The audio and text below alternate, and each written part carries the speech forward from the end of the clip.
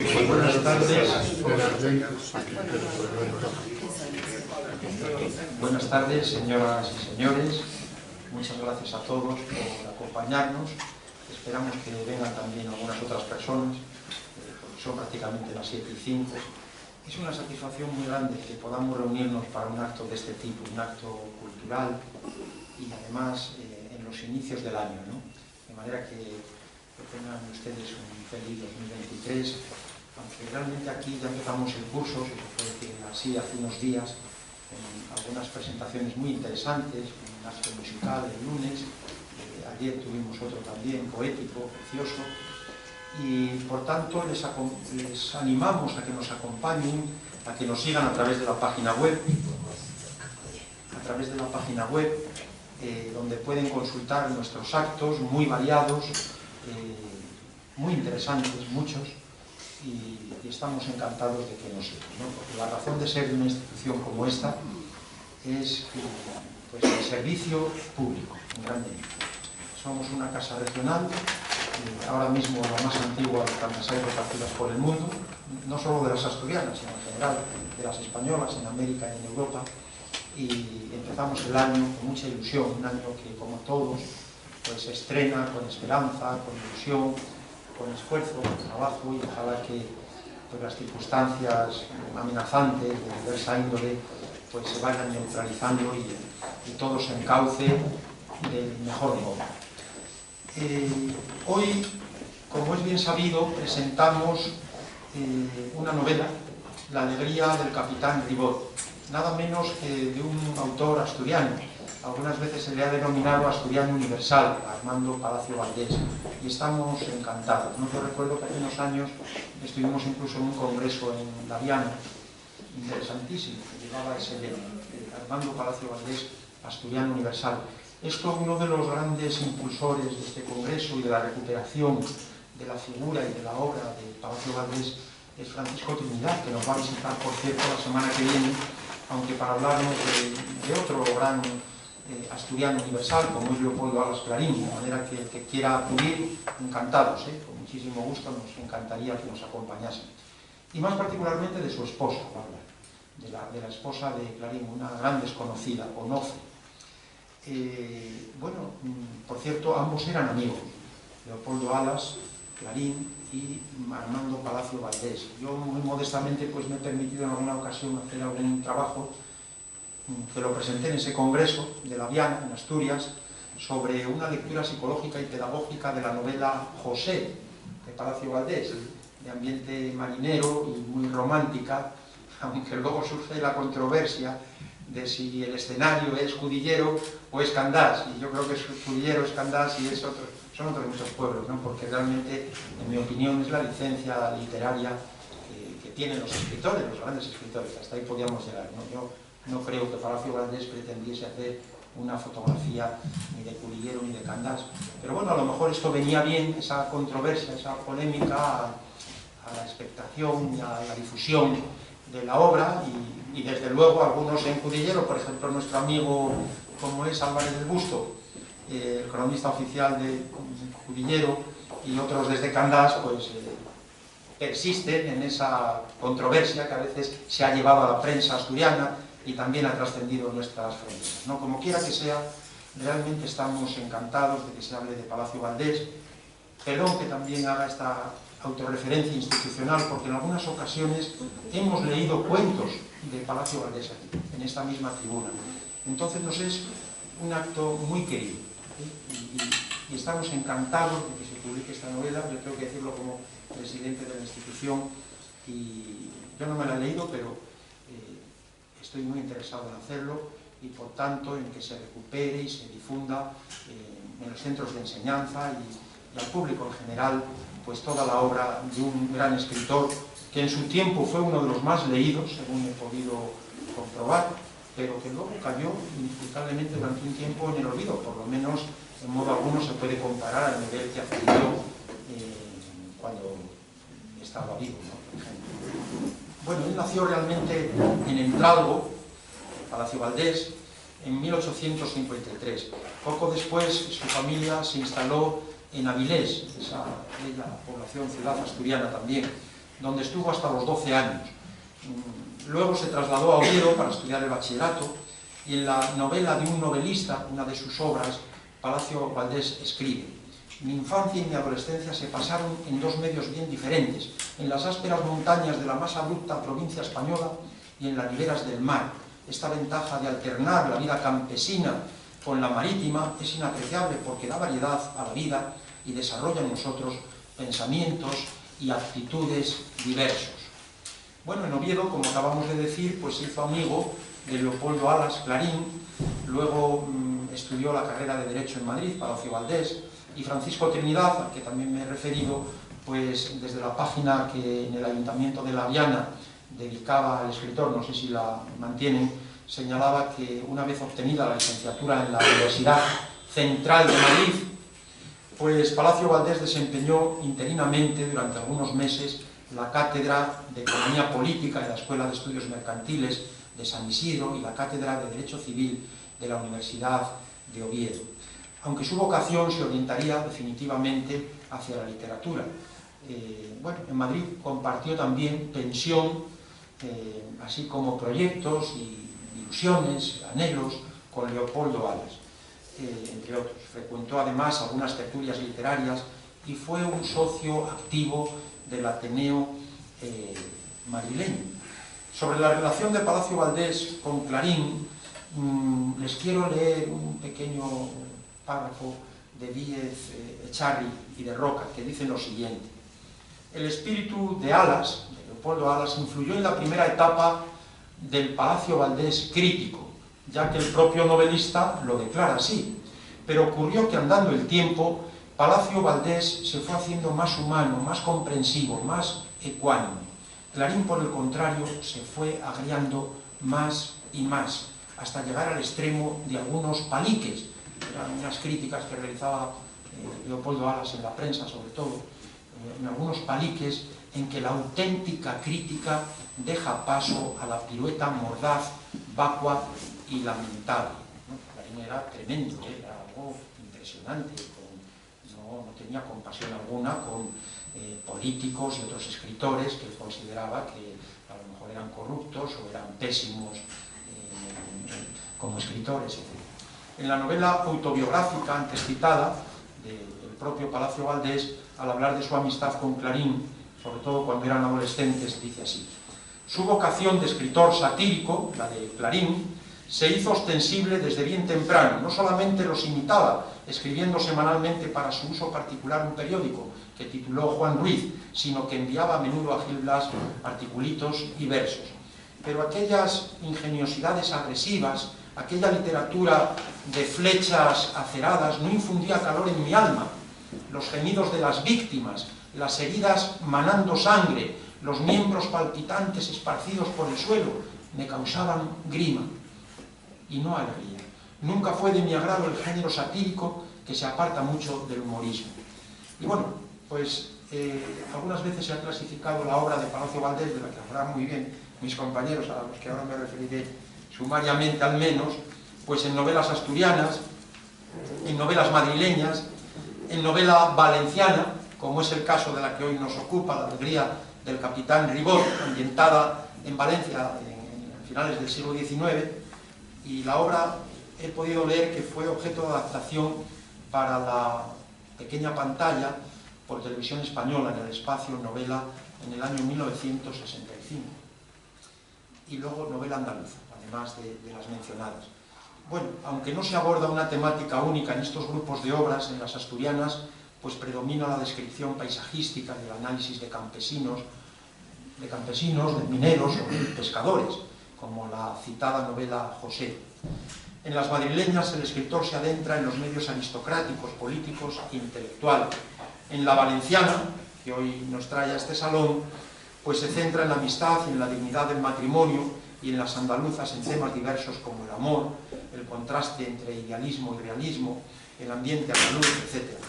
Palacio Valdés tiene además otras obras como la novela de un novelista, El gobierno de las mujeres, y varios cuentos, algunos de los cuales pues ya hemos leído aquí, pero eso del gobierno de las mujeres es curioso porque es un visionario. Sin embargo, como una curiosidad, en la novela José, salvo ¿cómo se llama la protagonista, la novia de José? No recuerdo ahora, Elisa. No recuerdo ahora mismo. ¿Cómo? Elisa, me parece. Bueno, que es un modelo de virtudes, sería un ángel del hogar. Salvo ella, las demás mujeres que aparecen en la novela salen todas muy mal. Muy mal. No sé si es algo inconsciente, reflejo de la misoginia que había en el siglo XIX, que en cierto modo todavía colea, ¿o qué? Pero realmente hay mujeres brujas, mujeres muy supersticiosas, mujeres manipuladoras. Es algo terrible, ¿no? En fin, lo comento esto a ver si se animan a leerlo, porque es una obra muy bonita. Y nada más, yo quiero decir que estamos muy agradecidos por haber sido elegidos para esta presentación del Centro Asturiano de Madrid. Muchas gracias a Vizor Ediciones, que comenzó su andadura en el año 2021, ¿no? Si no he visto mal. Y entonces, pues, os deseamos que tengáis mucho éxito, porque esta es una aventura compleja, pero muy necesaria. Todo lo que tiene que ver con la difusión de la cultura, la recuperación de estos autores, y entonces, pues, deseamos que vaya muy bien y que se lea mucho en un mundo que ahora pues tiene que competir también con otros formatos, con internet, etcétera, y vemos los que estamos un poco en estas cuestiones, aunque sea de forma por nuestra labor docente, que cada vez se lee menos y se echa más mano de las pantallas, ¿no? Bueno, pues enhorabuena, y hay que recordar que aquí se vende el libro hoy, sí, el que lo quiera, de manera que aprovechen esta ocasión, esta oportunidad, y que además Avizor tiene una tienda online para aquel que quiera revisar un poco el catálogo, etc. Muchas gracias, por tanto, a José Manuel Cajigas, representante de Avizor Ediciones. Muchas gracias también a Elena Gallego, que me acompaña aquí a mi derecha, que no ha podido asistir a Miguel Moreno, ¿verdad? Y en cambio están a mi izquierda, pues, Arturo Morando, en representación de Miguel Moreno, y vinculado a Asturias, también, como me ha comentado, muchas gracias, y Alberto Grimal.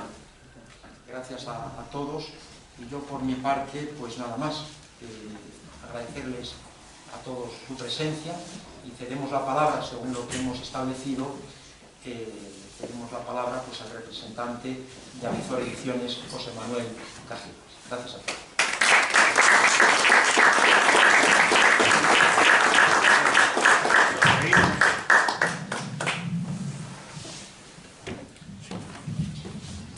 Buenas tardes. En primer lugar, muchas gracias, Valentín, por tus palabras de presentación y, bueno, en tu persona como presidente del Centro Asturiano, ya se lo traslado también a los cargos del Centro Asturiano, pues nuestro enorme agradecimiento por acogernos, por permitir que hagamos aquí la presentación de este libro, que teníamos mucha ilusión precisamente en hacerlo en un sitio vinculado a Asturias, por ser la patria chica del novelista Armando Palacio Valdés, como muy bien has explicado.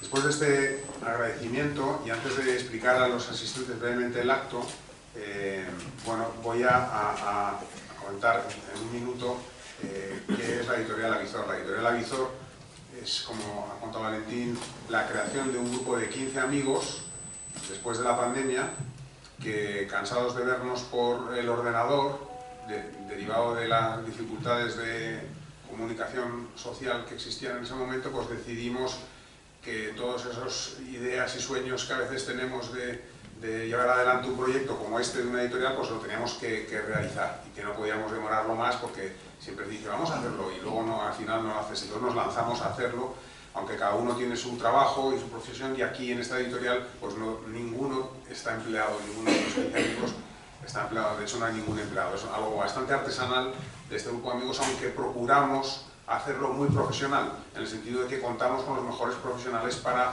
los diseños de la portada, para las imprentas, para la encuadernación del libro, pero lo hacemos todo, las presentaciones, todo lo hacemos nosotros porque nos entretiene, nos gusta y disfrutamos.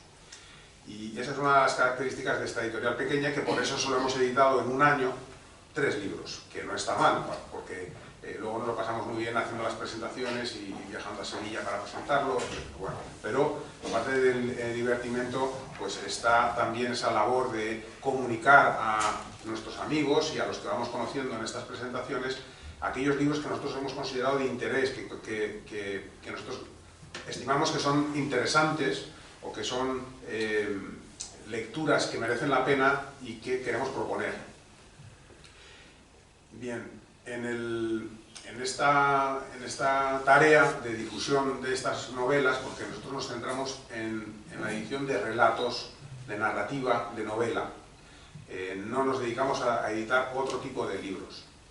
Y tenemos dos líneas editoriales, la novela actual, moderna, y la novela de clásicos recuperados, que es de otra época, que a finales del XIX, o del siglo XIX, o de principios del siglo XX, y que hoy pues no está en boga o no sale todos los días en las novedades editoriales de las revistas literarias o de los suplementos de los periódicos. Y que, sin embargo, consideramos que queríamos proponerlo a mucha gente que pues le resulta desconocido ese escritor. Y con esos criterios hemos empezado la editorial. Hemos empezado en el primer año, en el 2021, con una novela negra de un escritor español, Miguel Fortea, una novela negra que se titula De deudas y muertos. Miguel Fortea había ya publicado con Place Janés, con este mismo protagonista, con el inspector Dalmau, y fue, como es amigo también, pues fue nuestra primera elección porque sabíamos que era un éxito garantizado. Y bueno, ha ido fenomenal la primera edición, precisamente y curiosamente en la revista Qué Leer, este mes de enero, publica una reseña sobre esta novela, es decir, aunque la editamos hace un año y ya se ha vendido la primera edición, todavía nos lo siguen pidiendo y sale en la revista Qué Leer, de la novela negra de Miguel Fortea. En segundo lugar, iniciamos la segunda línea, que es precisamente La alegría del capitán Ribot, que presentamos es esta que hoy venimos a presentaros a vosotros. Nuestros criterios pues es hacer una buena novela también en el material que usamos, es decir, que sea porque hoy en día podemos encontrar esta novela en un libro de viejo y encontraremos una edición del año 60, probablemente con unas hojas de mal papel y que están desencuadernado, etc. Entonces queríamos hacer una buena edición, una buena novela. Y en esta tarea pues, contamos con la ayuda de profesionales estupendos y la presentamos esta novela en Riva de Sella en el mes de agosto, con un gran éxito de asistencia, precisamente porque en el grupo, en el entorno de amigos, hay bastantes personas vinculadas a Asturias y les encantó la idea de que hubiéramos escogido precisamente para inaugurar esta línea editorial a un escritor asturiano, que en Asturias es muy recordado, bueno, muchísimo más en Avilés, pero en otros entornos, y más en la gente joven, pues resulta que era un desconocido, es un gran desconocido, aunque tenga calles en algunos sitios, como hay muchas calles que no sabemos a quién se han dedicado, ¿no? Y entonces elegimos esta novela porque dentro incluso de la obra de Palacio Valdés no era muy representativa, no era muy conocida. Entonces pensamos que tenía unos grandes valores y que era bueno, una buena primera lección para inaugurar nuestra línea de clásicos recuperados. Bueno, ha sido muy bien recibida, hemos vendido muchísimos en Riva de Sella y en Asturias, salió mucho en la prensa regional, las referencias a la presentación que hicimos y se ha vendido muy bien. Ya han hablado bastante del autor, solo deciros que su precio es de 15 euros, es decir, que nosotros queremos también que las novelas, como sabemos que es imposible sacarles mucho dinero, solo procuramos obtener lo suficiente para editar el siguiente libro, de modo que no estamos poniendo a las novelas unos precios de venta al público, digamos, más baratos, estamos poniendo más baratos que la novela ordinaria que puede estar a 22 o 23 euros, ¿no? Bien, esta novela es la que hoy vamos a presentaros y a debatir con vosotros, porque la forma del acto que hemos ideado es, por un lado, una presentación para aquellos que no la habéis leído y por otro una tertulia para aquellos que sí que la habéis leído, que hay varios de nuestro club de lectores, porque hemos creado un club de lectores dentro de la editorial en el que ya hay más de 300 personas, amigos, que participan en tertulias, que nos hacen sugerencias, que consultan nuestra web y que verdaderamente son un apoyo enorme para la editorial. Y estos lectores avizores, pues algunos están aquí y han leído ya la novela, y también con las personas que están en la mesa vamos a intentar hacer una presentación mediante algo más ágil, más de debate, que cada uno exponga por qué le ha gustado la novela, sin contar el final, aunque no sea una novela de Agatha Christie, pero no hay que contar el final porque siempre hay una duda de qué ocurrirá al final en esta novela, pero sí que queremos que sea algo participativo, que cada uno pregunte o que cada uno exprese si la ha leído, qué le ha parecido, o que en algunos aspectos, o sobre los personajes. Ahora tendremos personas que nos van a ir ayudando para guiarnos en este debate, y quien no la haya leído, que pregunte pues lo que quiera sobre la novela, o sobre lo difícil o fácil que es la lectura, sobre lo que le apetezca preguntar.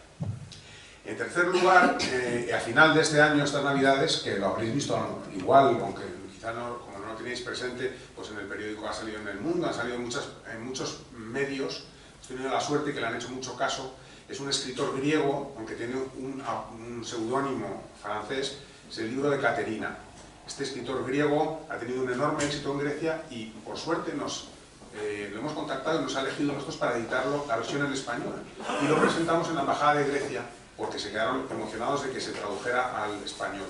Y esta es nuestra tercera lección, un escritor griego contemporáneo, en la misma primera línea que antes decía sobre la novela negra. Y ahora tenemos que pensar para el año 2023, para finales de 2023, que está previsto un segundo clásico recuperado, que ya veremos porque hay discusiones entre los amigos sobre cuál debe ser elegido. Yo voy a presentaros, a mi izquierda está Elena Gallego, que es profesora de Historia, que está muy acostumbrada, por la labor docente también, a dirigir el debate y también a cortar a los que hablan demasiado, como yo. Entonces estoy temiendo en todo momento que me dé algún golpe, y va a ayudarnos a dirigir, va a darnos una primera charla, y luego va a dirigir el debate en el que van a participar Arturo Morando, que es editor de la editorial Avizor también, también es asesor fiscal. También nos sirve en la editorial como asesor fiscal, pero quiero decir que no le pregunté nada porque ya se pregunta. Y luego tenemos otro abogado al final de la mesa, Alberto Grimal, que es del Club de Lectores.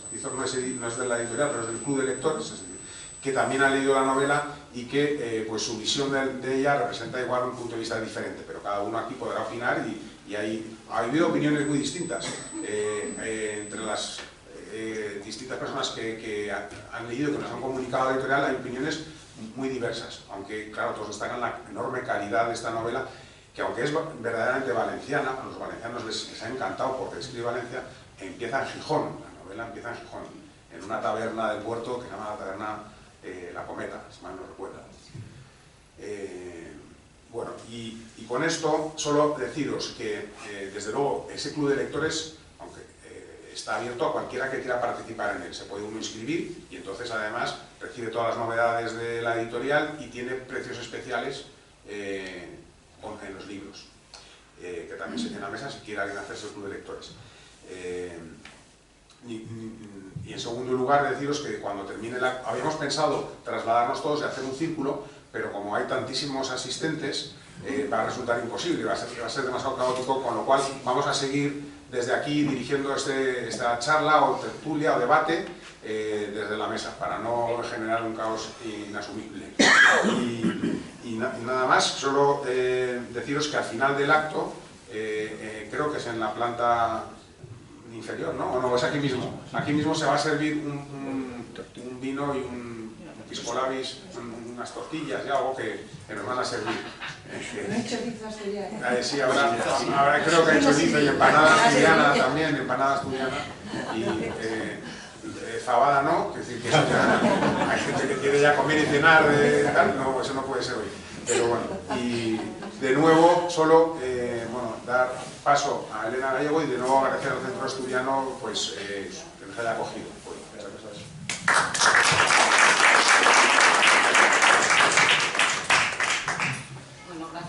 José Manuel, por haberme invitado a estar hoy aquí con vosotros en esta mesa y gracias a todos los que formáis parte de Avizor, a Inma, a Carlos, a Arturo, por ahí he visto alguna cara más, Miguel, desde luego. Cuando venía hacia acá, caminando, he pensado que dentro de poco va a hacer 50 años que os conocí. Me parece mentira.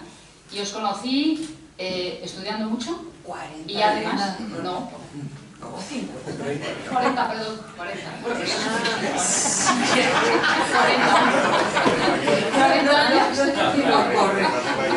40 años. Y estaban entonces estudiando mucho y al mismo tiempo imaginando, inventando siempre y divirtiéndose mucho. Yo creo que a lo largo de todas estas décadas, estos 40 años han seguido haciendo lo mismo. Me los encuentro constantemente, imaginando nuevas actividades, divirtiendo, pero sobre todo siendo muy importantes para mucha gente, en la que han ido dejando una impronta importante de convivencia y de acercamiento a la cultura, por la que creo que es un buen momento para daros las gracias y desearos mucho éxito en esto que estáis acometiendo ahora. Cuando comencé a leer La alegría del capitán Ribot, hace pocos días, me inundó en una larga parte del libro, casi más de la mitad del libro, un sentimiento grande de alegría y bienestar. Tuve la sensación de poder pasear tranquilamente por muchos de los cuadros de los pintores impresionistas. Me sentí inmersa en el impresionismo y en el luminismo. Es tal la belleza con la que en esta obra se acude a describir el mar, las olas, a describir la costa, por supuesto mediterránea, aunque hay una ligera referencia al mar de Asturias al principio, como habéis dicho vosotros. De ahí se pasa a Valencia, a la ciudad, sus callejones, las plazas y sobre todo el mercado. La alegría del mercado, las bellísimas mujeres que quedan ahí descritas, las flores, casi podemos apreciar sus colores y darnos cuenta de lo bien que huelen esas flores tan maravillosamente descritas. Las huertas, más adelante, los frutales, siempre un ambiente alegre en esta novela, un mercado de personas laboriosas, pero tranquilas al mismo tiempo, un ambiente que nos vuelve a otro mundo, a un cierto pasado. Los retratos de la familia que van apareciendo a lo largo de la novela podrían corresponderse también a ese impresionismo que lo que trató es demostrar un nuevo mundo, el mundo de esa burguesía del siglo XIX, una burguesía en ascenso, una burguesía que es entonces progresista, que tiene en sus manos todavía el progreso, la familia, donde nos podemos encontrar a los hijos, a los abuelos, a los primos también, a los cuñados y sobre todo a los amigos que están acogiendo permanentemente a sus paseos por el campo, a las meriendas. Bien, quiero destacar todo esto nada más empezar por el placer estético que provoca esta novela y que sin ninguna duda es una de las cosas más bellas de este libro en el que nos vamos a afrontar. Pero también pensaba que lo hace de una forma universal, porque al mismo tiempo me recordaba algunos cuadros de otro pintor muy posterior, y además abstracto, de los cuadros de Hernández Mompó, ese mercado mediterráneo de colores azules, luminosos, o esos cuadros de esa misma etapa con los que fue a Venecia, a la Bienal de Venecia, y consiguió ganar esos premios, unido al azul, al rosa, tan absolutamente mediterráneo. Y todo esto creo que no es casual. Creo que no es casual porque Palacio Valdés, como nos has recordado, que nace en 1853 y vive hasta 1853 y vive hasta 1938, es estrictamente coetáneo de los pintores impresionistas. Lo es de Manet, de Monet, de Pissarro, lo es de Degas, de Berthe Morisot. Y es más, cuando publica esta novela en el año 1899, se pone punto final a lo que muchos estudiosos de la historia del arte han considerado el final del posimpresionismo. Así es que él vive sumergido dentro de este mundo estético, pero más importante todavía, es un coetáneo de Sorolla y de la Valencia que refleja Sorolla, de ese mar, de esas mujeres, de esos niños bañándose en la playa. Y cuando él publica este libro, Sorolla tiene 36 años ya y ha hecho gran parte de esa bellísima obra. Yo creo que todo esto está ahí, como ese marco estético que nos va a acompañar, pero no hasta el final de la obra, porque hay un momento en que el color de la obra y el sentimiento de la obra se transforma. Y ese momento coincide exactamente con las palabras, o puede ser descrito a partir de las palabras del propio Ribot, el capitán Ribot, que le dirige a Cristina, aquella mujer a la que ama y amará toda su vida, y le dice así en un momento determinado, cuando todo empieza a estropearse. Le dice: cuando por vez primera tuve el gusto de entrar en su casa, creí ver una imagen abreviada del paraíso. Alegría, cordialidad, dicha serena e inocente, el tierno amor de una esposa que inspira respeto, el reposo, la felicidad de un marido exento de recelos que amargan la existencia, un yugo de amor y de paz. ¿Le sorprenderá a usted, dirá más adelante, si le digo que entre el follaje de tantas alegrías vi también asomar la cabeza de la serpiente? Y yo creo que esto es lo que realmente nos ayuda a adentrarnos en la novela. El protagonista y nosotros mismos entramos de un determinado paraíso a un mundo donde comienzan a habitar las serpientes. ¿Y qué serpientes son esas a las que se refiere el autor? Y no voy a desvelar el argumento, no voy a desvelar, por supuesto, el final, tal como nos has pedido, José Manuel, para animarles a que lean, a que busquen. Esas serpientes son el triángulo amoroso, gran protagonista de esta novela. Es el adulterio, a veces logrado, otras veces imposible, son los celos, es la traición al amigo, la humillación de las mujeres que van poblando esta obra, la sumisión al valor en el que tienen que vivir, la tragedia de los matrimonios concertados, es decir, en última instancia, es esa doble moral burguesa que separó desde la Revolución Francesa y desde el Código Napoleónico a los hombres y a las mujeres de una forma tan dramática. Y es que esta novela tiene mucho que ver con eso, con el tema de los triángulo amoroso, pero también del adulterio. Y yo creo que para valorarla aún más es necesario entenderla en su contexto. A lo largo del siglo XIX, en la segunda mitad del siglo XIX, en toda Europa hay un conjunto de obras que van a referirse a este tema.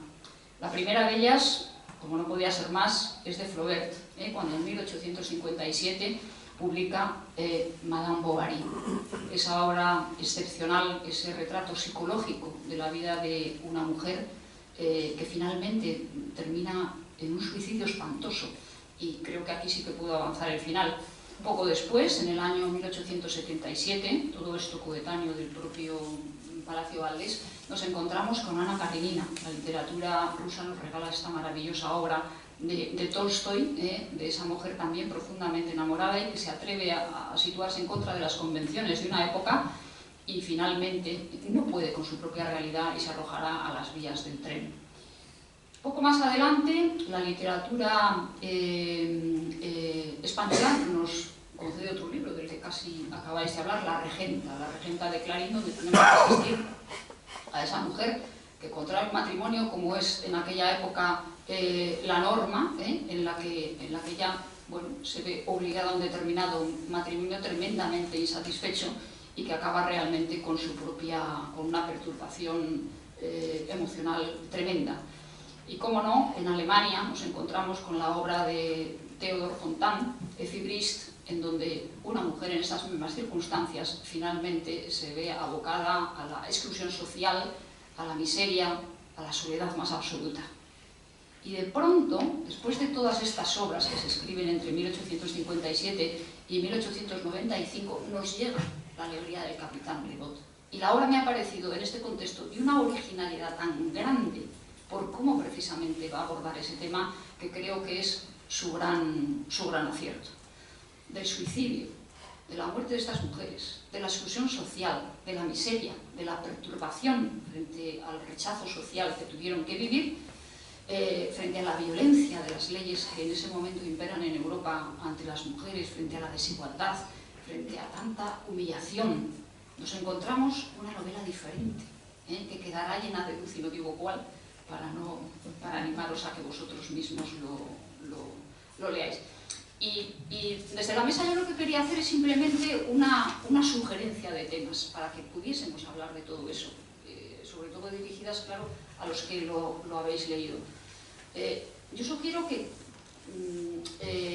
pudieseis aportar ahora cuál es la consideración de la mujer que se tiene en esa obra.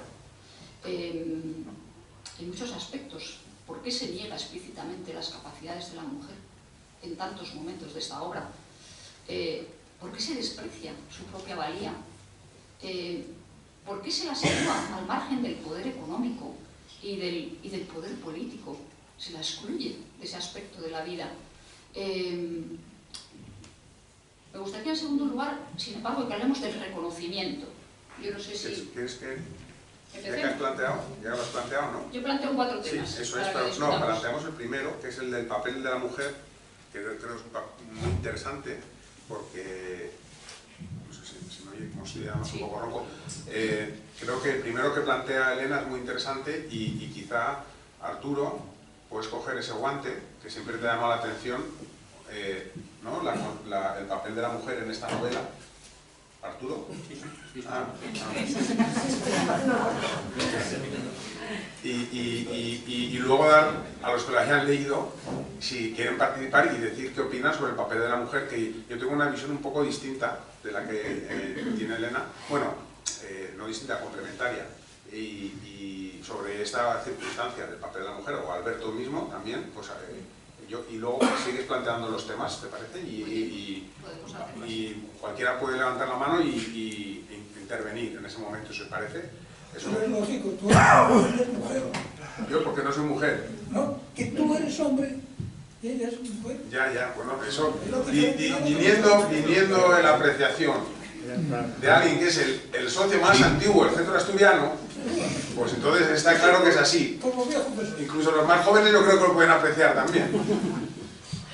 Y sí, cada uno tiene una visión distinta, eso es evidente.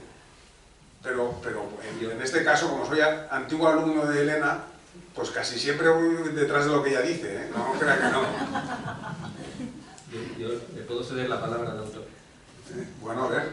El autor del libro dice: diga usted, Ribot, manifestó doña Clara dirigiéndose a mí. Más alto, más alto. Diga usted, Ribot, manifestó doña Clara dirigiéndose a mí como si no oyese a su marido. Voy a abreviar algunas cosas, que acaba de hacer un panegírico de su mujer. En tanto puerto como usted ha visitado, ¿no ha encontrado mujeres con tanta o más aptitud que los hombres para los negocios? Ribot contesta: algunas he conocido al frente de casas de comercio poderosas, guiándolas con bastante acierto, sosteniendo correspondencia en varios idiomas y llevando los libros con perfecta exactitud. Pero, esto lo dice Ribot, que es el caballero en la novela. El protagonista. El caballero español que salva, en fin, no voy a desvelar eso, pero salva todo, realmente, la vida, la honra, todo. Pero le confieso ingenuamente que una mujer metida con placer en especulaciones industriales o inclinada a la política y los negocios, se me figura una princesa que por gusto vendiese fósforos y periódicos por las calles. ¿Cómo es eso?, exclamó doña Clara. Que se instruya si quiere, replica Ribot, pero en mi sentir, la mujer no necesita aprender nada, porque lo sabe todo. No entiendo lo que usted quiere decir, manifestó doña Clara. Entonces Ribot dice: las mujeres saben hacernos felices, haciéndonos felices a sí mismas. ¿Qué otra sabiduría puede igualar a esta en la tierra? Los trabajos de los hombres, las llamadas conquistas de la civilización, tienden a realizar lenta y penosamente lo que la mujer ejecuta de una vez y sin esfuerzo, hacer más soportable la vida, aliviando sus dolores. Siendo como es la depositaria de la caridad y los sentimientos suaves y benévolos, guarda en su corazón el secreto de los destinos de la humanidad y, transmitiéndolos por herencia y educación a sus hijos, contribuye de un modo más seguro que nosotros al progreso. Si eso no nos parece bien, entonces viene Castel, que es la antítesis de Ribot, y dice: Eso es más galante que exacto. La mujer no es la depositaria del progreso, ni ha contribuido siquiera a él. Estudie usted la historia de las ciencias, las artes y las industrias y no hallará un solo descubrimiento útil que se deba al ingenio o al trabajo de una mujer. Esto demuestra claramente que su cerebro es incapaz de elevarse a la esfera en que se mueven los altos intereses de la civilización. La mujer no es la depositaria del progreso, es únicamente depositaria de la forma y como a tal solo deben exigírsele dos cosas, la salud y la belleza. Y entonces le replica Ribot: tendría usted razón si la única fase del progreso fuese la de los descubrimientos útiles, pero hay otra, a mi entender, más importante, la fraternidad de los hombres, la ley moral.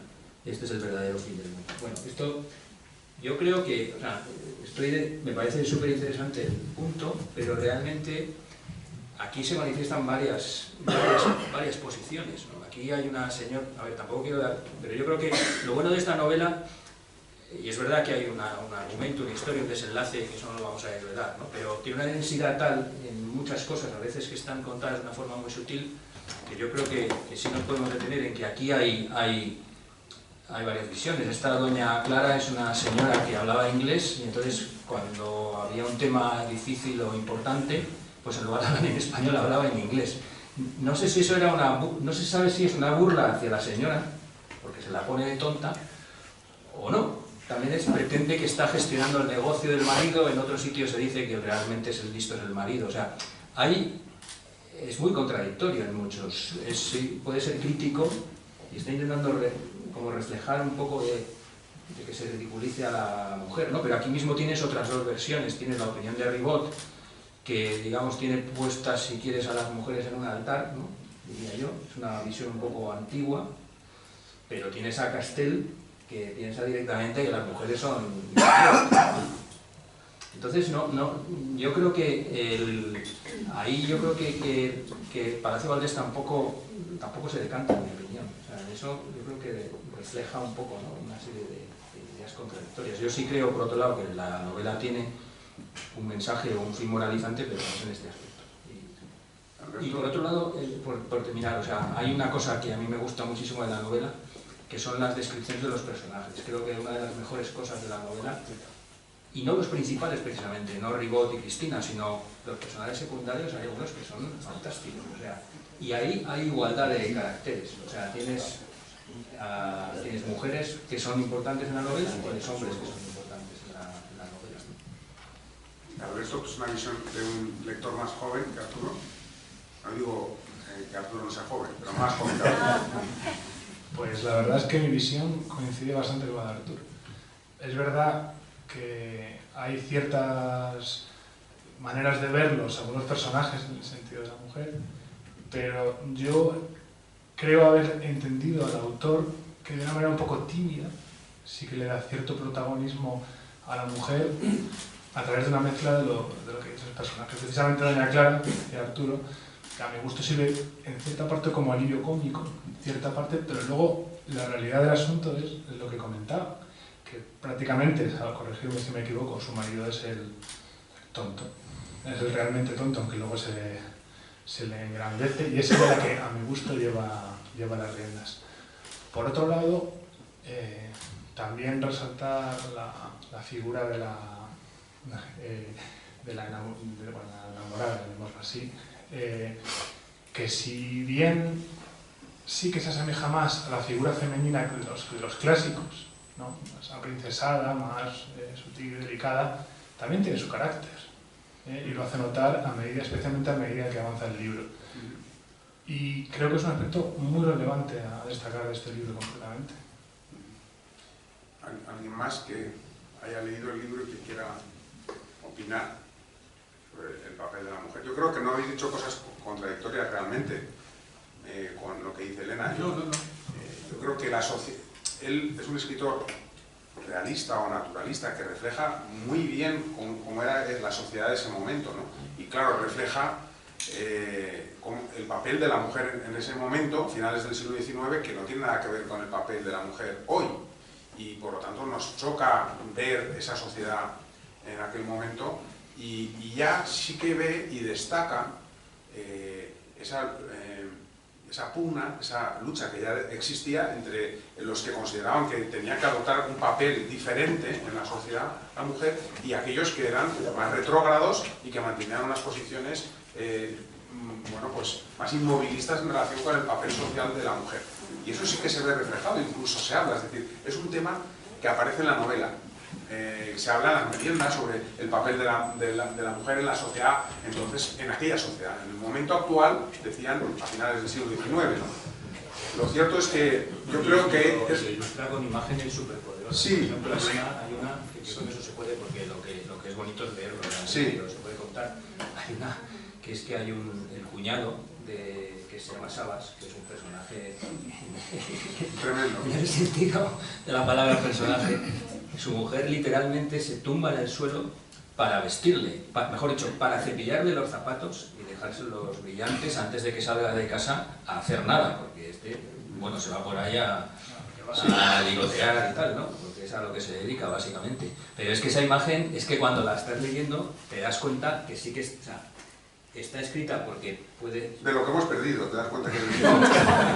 Yo creo que es, no sé si pasaba o no, pero leída por el lector de hoy en día, pues que es súper poderosa. No, sí, es tremenda. Choca tan tremendamente como que parece hasta medieval, vamos, una cosa...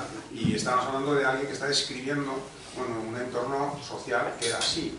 Y lo hace, yo pienso, que nos lo plantea el autor contando esta historia, porque luego está la historia, que uno puede dejarse llevar solo por la historia, pero salen estos temas. Pero nos lo pone delante para que se reflexione, porque en realidad él no adopta un papel, no es un libro en el que te esté dando el sermón, ni te esté pues queriendo, como dicen hoy en día, hacer pedagogía. Hay que hacer más pedagogía de esto, y lo que dice, no, pero lo que usted quiere es comerme el coco. Usted quiere lavarme el cerebro con esta idea. No, pues él no quiere lavarnos el cerebro con ninguna de las posiciones de los personajes, solo los muestra. Bueno, ahí te matizo un poco. Bueno, aunque tenga una intención moralizante, de fondo, que estoy de acuerdo. No juzga, él no juzga. No juzga, por eso digo. Pero, ni dice... No, bueno, es verdad, pero sí presenta los porque en su vida personal, por ejemplo, a pesar de que muestra realmente cómo era su vida personal, fue una persona, por ejemplo, que hace este ensayo sobre la parte del gobierno de las mujeres, sobre la participación en la cuestión pública tan necesaria, según él, que tenían que adoptar las mujeres en el mundo de principios del siglo XX. Y él es activo como escritor, como intelectual, él es activo en esa dirección. Y sin embargo aquí no se ve no es ningún mitin en una dirección en otra, se cuenta una historia y queda muy bien reflejada cómo era la sociedad en un momento de cambio tremendo y bueno, la suerte es que tengamos ese retrato de cómo era entonces esa sociedad, que a lo mejor eran nuestros bisabuelos, pero es hace nada y es hace muchísimo en realidad, y es hace 100 años, ¿no? Y bueno, no sé, Elena, otro tema que nos quieras... Bueno, yo quizá quisiera completar o enriquecer esto que acaba de decir ahora mismo Arturo, pero no sé si con esto monopolizamos excesivamente desde la mesa las intervenciones. Yo sí, aunque sean unos pocos renglones, pero sí quería leerlos. Hay un momento determinado en que se está concertando un matrimonio, no importa cuál, para que vosotros leáis el libro con tranquilidad. Se está concertando un matrimonio entre un hombre de más de 30 años y una Isabelita muy joven, que tiene, me parece que eran entonces 18, exactamente la mitad. Todos son alabanzas a ella, pero cuando se la alaba porque ella es joven, porque ella es hermosa, porque ella es tímida, porque ella se sonroja. Pero en el momento en que ella se pone a hablar con el que va a ser su futuro marido, fijaros lo que ocurre. Estaba distraído y caviloso y sin darme cuenta de ello respondía de mala gana y con poco acierto a sus consultas. Pero mi atención consiguió fijarse cuando la niña comenzó a hablarme de nuestra casa, de los gastos que ocasionaría y de los medios con que contábamos para subvenir a ellos. Me sorprendió la suficiencia y el aplomo con que trataba los asuntos económicos. La suficiencia. Estaba enterada no solo de lo concerniente al comercio de su padre, sino también de los cambios, descuentos de letras, cotización de valores. Por largo rato la oí con pasmo discurrir acerca de las probabilidades de alza de ciertos valores públicos que su padre había comprado recientemente, de la amortización de otros que ya poseía, de la baja repentina de las acciones de la compañía de arrendatarios de tabacos, de los bonos del tesoro y otras mil cosas que yo apenas sospechaba. Lo importante es esto. Aquella erudición financiera no me causó agradable impresión. Comprendía la necesidad de que la mujer fuese hacendosa y poseyese aptitudes para regir una casa, pero tanto conocimiento mercantil chocaba con mi temperamento nada práctico y más aún con la idea que me había formado de aquella criatura. Ese matrimonio se deshace. Él lo deshace. Sí, no, pero no es contradictorio con lo que... No, es complementario. Porque él es un tío chapao, vamos, lo dice aquí, en lo que te había leído. También es un chapao antigua, aunque digamos, no llega al nivel de Castel, ¿no? Sí. No, o sea, aquí no hay buenos y malos, refleja, como decíamos, lo que es una sociedad en su conjunto. Entonces puede desaparecer a un hombre de moral intachable, pero que no va a aceptar que una mujer pueda tener conocimientos económicos de la altura que le permita caminar por la vida con ellos, porque las otras mujeres de esa hora no las tienen, y así les fue a unas y a otras. Entonces, eso tiene bastante que ver con esa negación explícita que se hace en las leyes, que se hace desde el Código Napoleónico, de que las mujeres no pueden intervenir en la vida económica porque no pueden gestionar un patrimonio. Ni siquiera cuando ese patrimonio es su dote, o ni siquiera cuando ese patrimonio es algo que ellas han recibido como herencia. Tiene que vender, tiene que comprar el marido y, por supuesto, sin contar con su opinión. Esto está a la base de muchas tragedias de aquel siglo. Yo quería destacar esto. Ella queda excluida del poder económico. Bueno, esto ha cambiado, gracias a Dios, ha cambiado. Hoy en día, cuando concerté mi matrimonio con mi esposa, lo único que le preguntaba era por temas mercantiles. Gracias a Dios hemos cambiado. Bueno, ¿qué siguiente tema nos propones, Elena, para debatir? Pues mira, viene muy a cuento, porque si hemos visto que sin embargo hay algo importante. ¿Por qué la mujer lo aceptó? ¿Por qué en el siglo XIX las mujeres aceptaron ese papel? Pues porque hubo un reconocimiento también explícito de la sociedad, de otros aspectos de ella. La convierten en la reina del hogar. Y las mujeres de esta novela son valoradas por eso. Y además, en muchas ocasiones, y se ha recogido tú también algunos fragmentos de ello, eso es lo que se valora en ella. Ese bienestar que proporcionan a la vida familiar, que proporcionan a los hijos, que proporcionan al marido. Ahora bien, siempre dentro de una gran indefensión, porque lo otro les es negado. ¿Cómo lo habéis visto vosotros? O sea, eso que se aprecia de las mujeres, que se valora, y en Cristina especialmente, sin ninguna duda, porque es una figura excepcional en toda esta novela. ¿Cómo lo habéis visto? A mí me gustaría que os animarais a intervenir.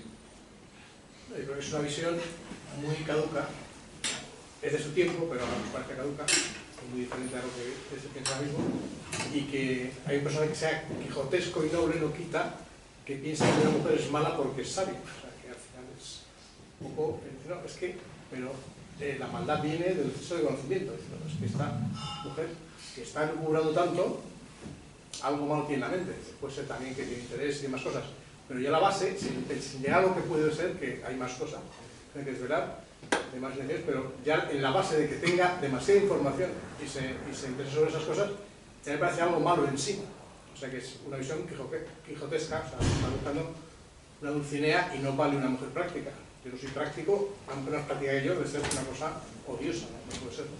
Pero bueno, pues es una visión de esa época. Hay varias contrapuestas, pero no hay ninguna moderna, pero es que no podría haberla. O sea, sería imposible.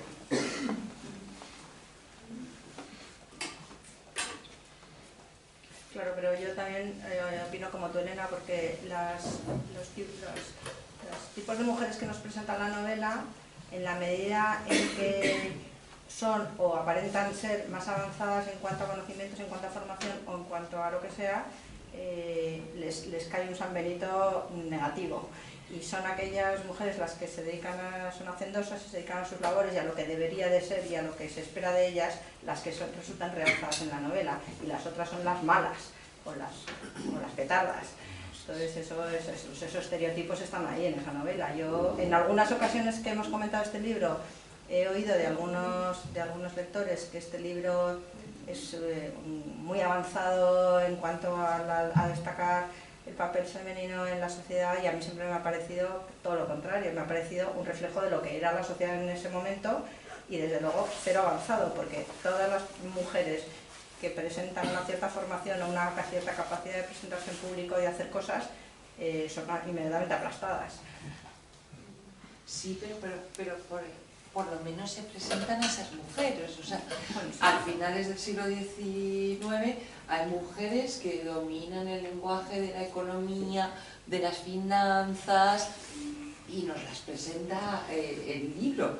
O sea, cosa que después, casi 70 años después, pues en España pues se nos negaba hasta incluso tener una cuenta bancaria. O sea, que no nos neguemos a que la historia, que es una historia de burguesas, una gente pues avanzada y con posibilidades tanto económicas como de estudios, pues tienen ahí un poco el principio, pero que después hemos avanzado, pero a trompicones y relativamente, y que era un poco la sociedad del siglo XIX, pero que también la hemos vivido en el siglo XX. Y muy avanzado el siglo XX, ¿no? O sea, de tu mujer te quedas en casa y no trabajas. En el momento en que te casas, pues eso le ha pasado a la generación de nuestras madres, o sea que... no sé. O sea, que si en algo es vanguardista este autor, es en presentar también a esas mujeres que tenían ciertos conocimientos a finales del siglo XIX, cuando no lo presentan ni Madame Bovary, ni Ana Karenina, ni la regenta, ¿no? Que son absolutamente dependientes del mundo masculino. En eso tiene innovación y hay algo de defensa en Palacio Valdés, desde mi punto de vista. Bueno, pero tampoco hay que intentar juzgar. O sea, es que yo creo que no... A ver, se le podría achacar, como señalaba Manuel, que al personaje, digamos, que es como el bueno, por así decirlo, pues tiene esa visión chapada antigua quijotesca, es verdad. Él tampoco está apoyando eso. Él lo que presenta aquí pues son diferentes tipos de mujeres. Incluso en el párrafo que yo he leído dice, sí, he conocido en otros lugares pues mujeres que llevan empresas, ¿no? No es, a él no le gusta, a Ribot, pero no es lo... O sea, lo que, yo creo que la virtud, sí, no sé, si hay que buscar una virtud, que tampoco es lo que decía José Manuel, de que como es un escritor naturalista, pues describe lo que ve, con pluralidad. A lo mejor en otros libros no aparece, eso, pues no sé, es un avance, pero es rico, quiere decir que pues no eran todas las mujeres de su casa atadas a la pata de la cama, sino que había de todo, ¿no? A ver, ¿yo puedo decir algo? Sí, claro. A ver, voy a dar una visión desde afuera, un poco, porque yo obviamente no soy española de nacimiento, ni siquiera todavía tengo la ciudadanía, así que no soy española todavía. No sé si te oye... a ver, ¿me oyen bien? Bueno, lo que yo quiero comentar es que a mí ante todo me pareció muy costumbrista la novela. A mí me reveló un mundo que bueno, a mí por supuesto me resulta muy desconocido, porque bueno, yo soy cubana, yo puedo quizás tener una idea por la escuela, por los libros de la Cuba de la época, pero aquí me están revelando lugares, costumbres, roles sociales de esa misma época acá. Eso a mí me resultó extremadamente reveladora.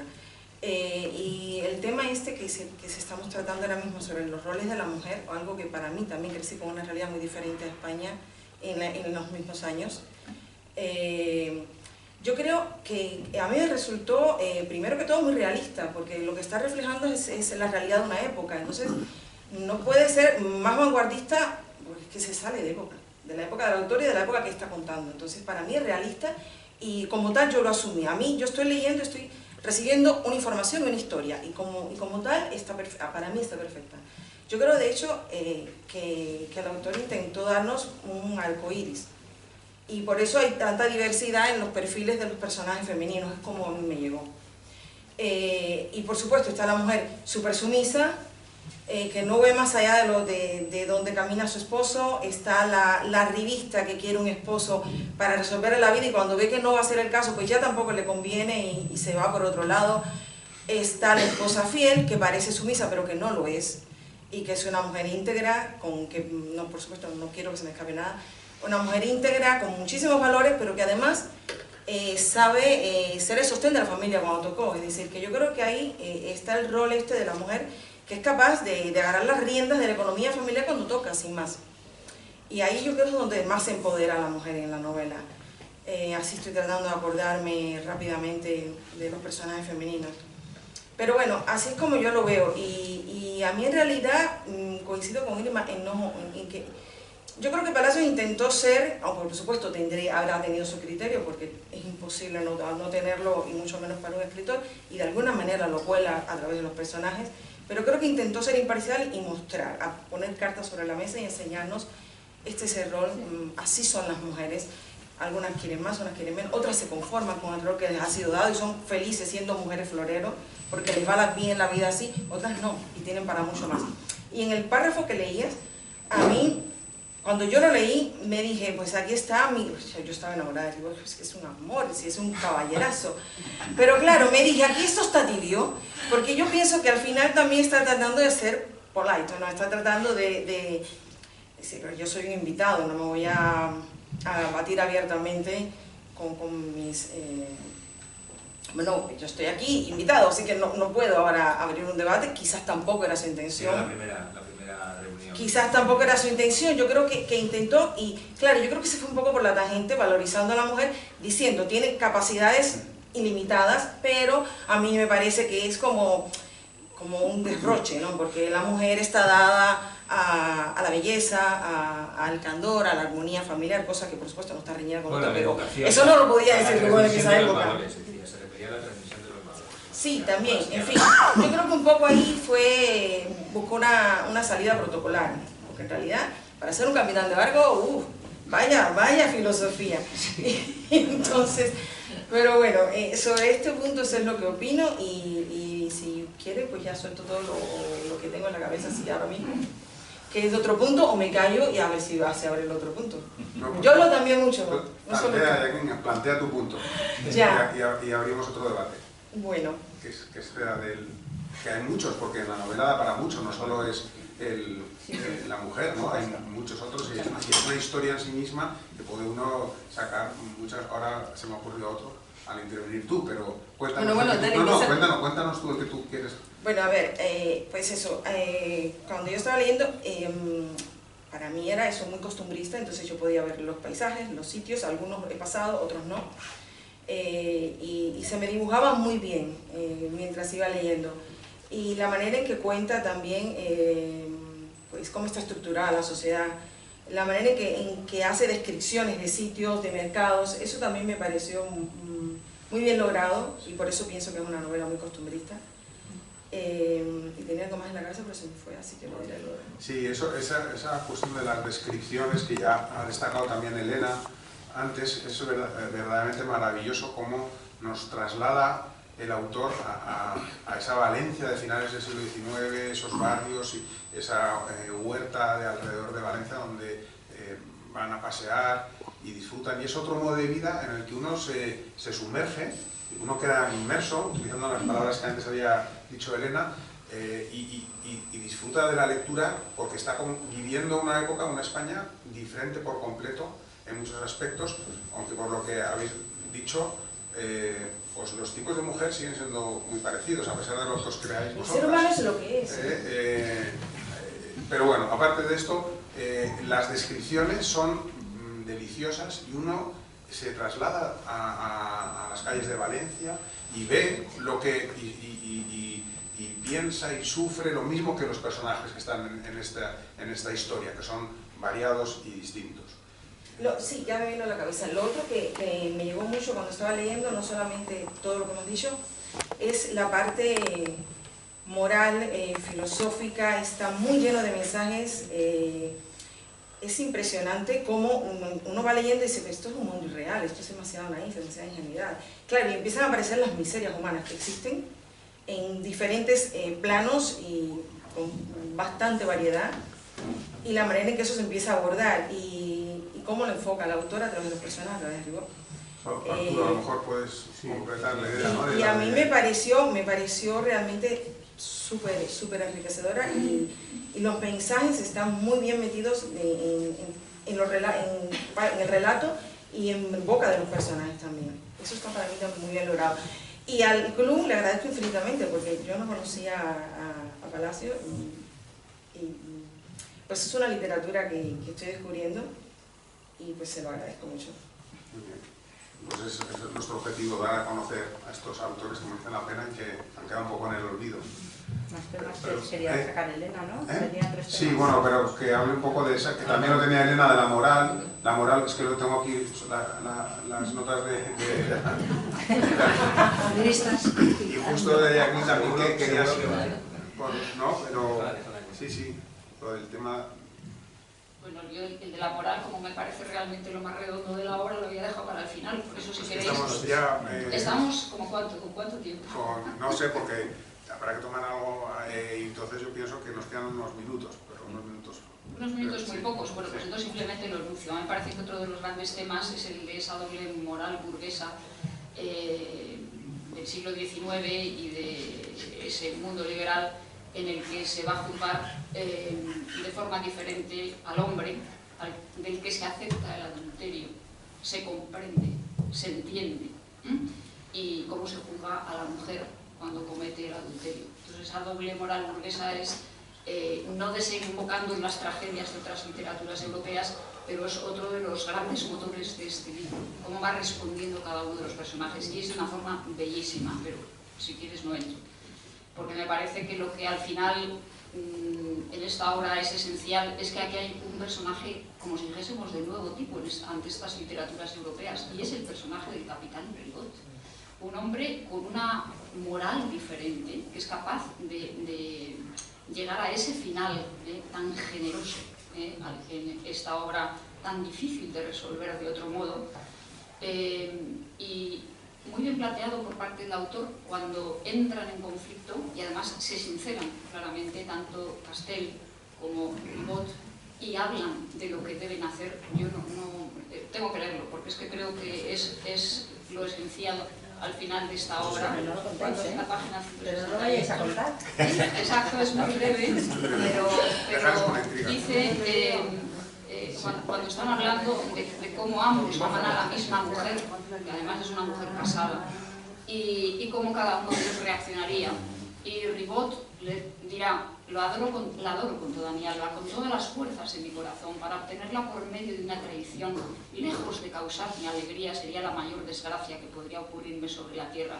Nunca más dormiría tranquilo. Y sin embargo, Castell, el otro personaje, dirá: vive usted en un profundo error, Ribot. No hay otra felicidad sobre la tierra que poseer lo que se desea. Aunque para ello, contesta Ribot, se hiera de muerte y por la espalda un amigo, y este otro personaje nefasto, Castell, le dice: en la existencia el bien de los unos es el mal de los otros, y así será eternamente. Bueno, aquí hay una renuncia a lo que podría ser dañino para un amigo por parte del primer protagonista de esta novela, que no comparte, por supuesto, ese hombre ligado al siglo y ligado a esa doble moral burguesa. Y al final, lo que yo he querido ver en esta obra es el triunfo de una moral, pero ¿qué moral? Una moral laica y una moral de valor universal. Y no quiero concretarlo para no desvelar lo demás. Y me parece que es lo que realmente hace de esta obra una obra tremendamente original, con personajes que no encontramos en las otras anteriores. A las mujeres las encontramos a todas, al varón no.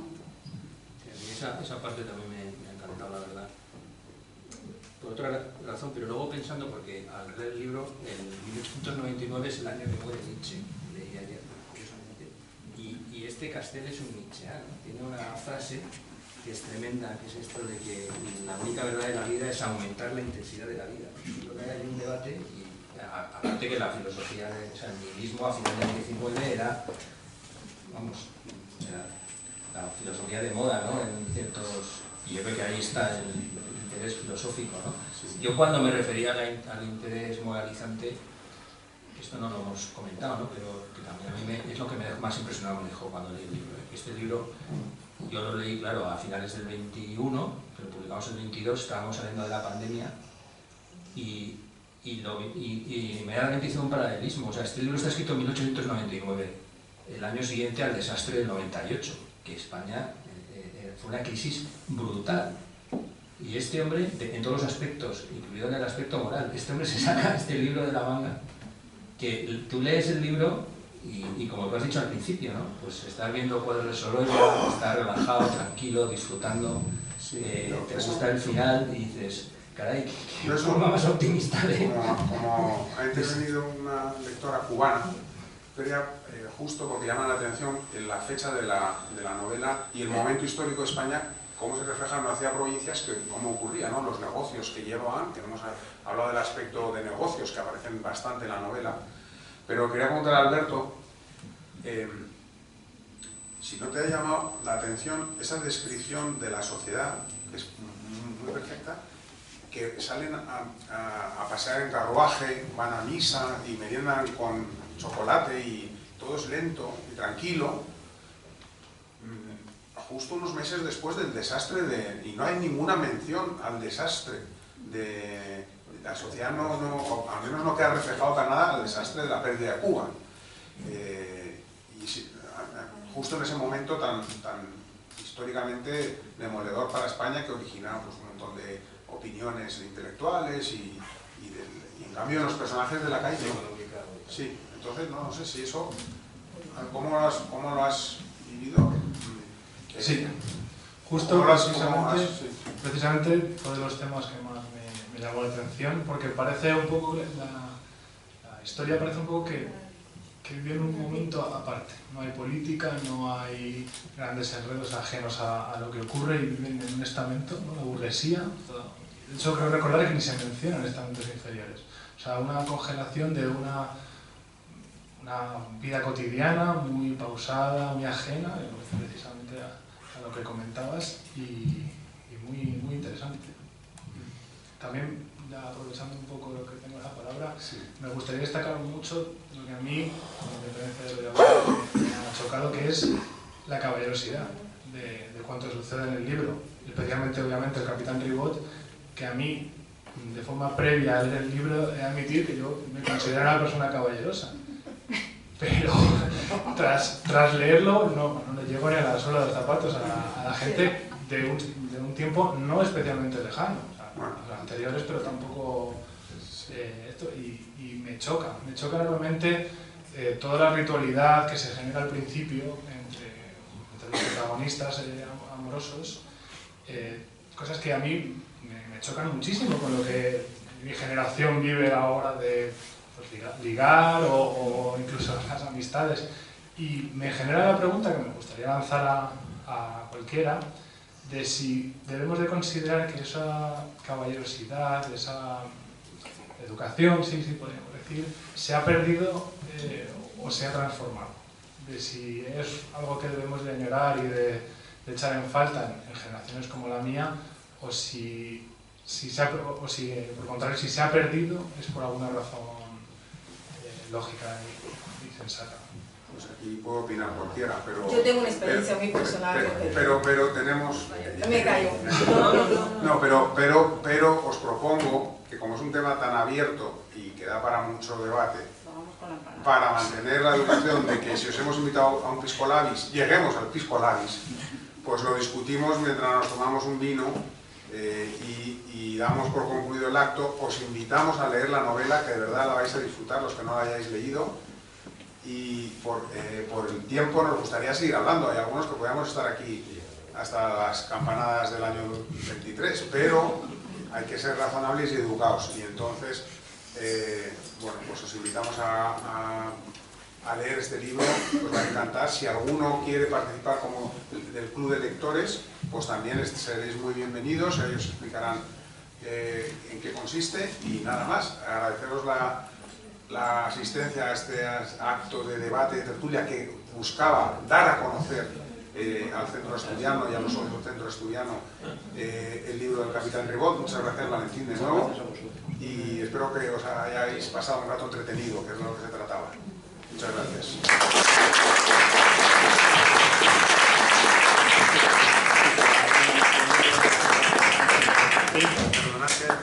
Bueno, pues muchas gracias. Vamos a tomar un vino, generosidad de Avizor Ediciones, y por supuesto nos tenéis a vuestra disposición. Ha sido un acto y una presentación muy original, extraordinaria, muy motivadora, además muy estimulante. Muchas gracias a los cuatro y por supuesto cuando queráis a vuestra disposición. Gracias.